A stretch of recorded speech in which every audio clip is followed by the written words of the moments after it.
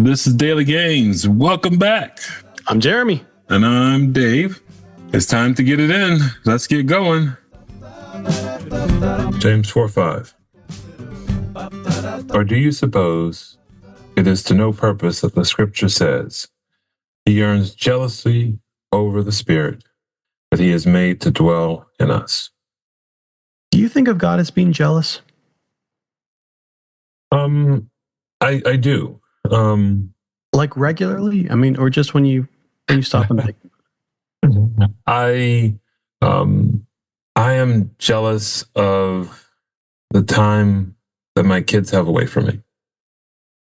Like, I know that it's good for them to be in school, and I know, they're growing and learning and having friends and being healthy and all that kind of stuff. And at the same time, I'm jealous of it. So I do believe I'm a father to farm your kids out.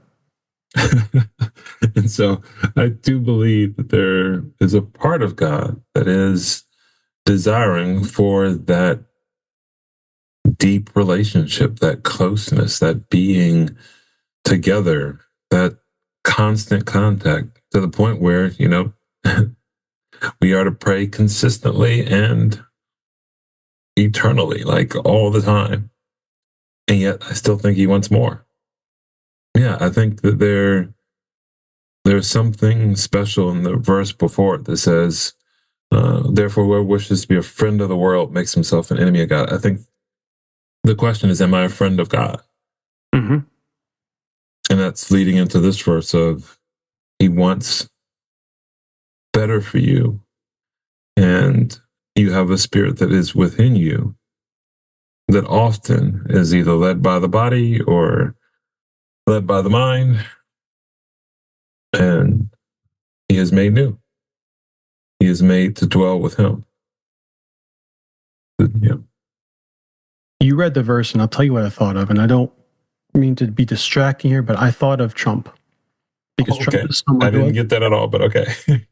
Go for it. Right? Trump is a jealous person.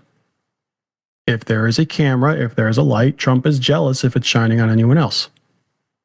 And when I think of God being jealous, it's helpful for me to think of Trump in the way that he does this in a way that is clearly wrong, but to recognize that God is even more jealous for what is rightfully his than Trump can ever be for what he wishes rightfully his.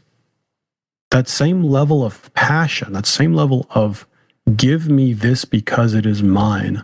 I am driven to seek this. I'm driven to pursue and to gain this. God has. And the whole idea of jealousy goes back to the Old Testament, as we talked about in the last episode, because this is talking about adultery. All throughout the prophets, when God was condemning through the prophets the children of Israel for their sin, and he used this analogy of prostitution, of adultery, what he was saying was, I am jealous because I brought you to myself. I made you my spouse. You've run off with another guy. Yeah, I'm pissed. Yes, I'm jealous because you're my wife and you're being unfaithful.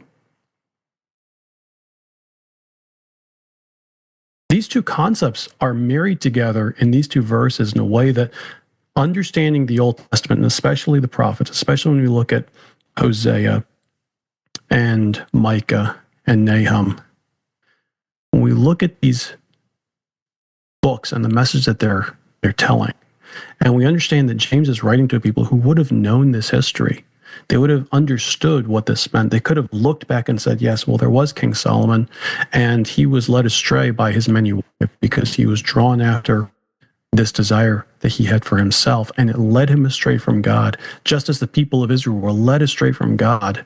And they pursued, as Jeremiah says, they were like cows in heat, donkeys in heat, chasing after whatever they thought was going to satisfy their craving. And they left the God who made them. They left the husband who loved them. And he is jealous.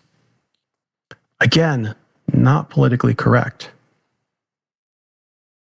But one of the things that you and I understood because we studied psychology and sociology is it's really important to understand another person through their perspective. And this is a case where I think it's really advantageous if we take the time to understand what God is saying about himself here so that we can know how we ought to and how we can respond to him, because he's not Donald Trump being jealous for a camera. It's something totally different that calls for a totally different response.